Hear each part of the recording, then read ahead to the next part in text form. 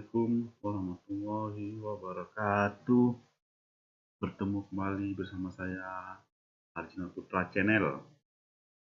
Kali ini saya mencoba untuk memberikan tips untuk melebarkan kolom. Langsung aja ya, biar waktu.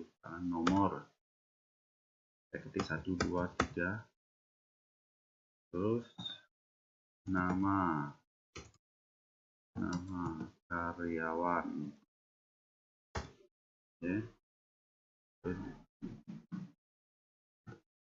Terus jabatan.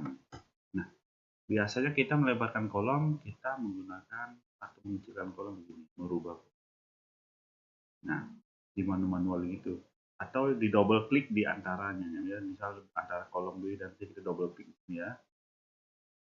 Nah, dia otomatis juga di sini. Nah, karena kolom sudah pas, dia tidak melebar ya.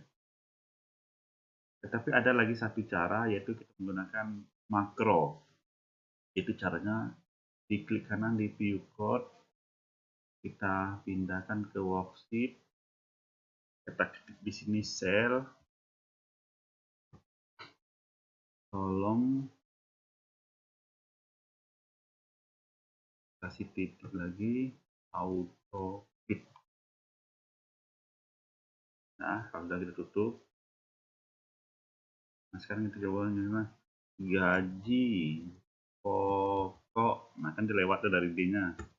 Nah, maka otomatis dia menjadi lebar. Misalnya total diterima.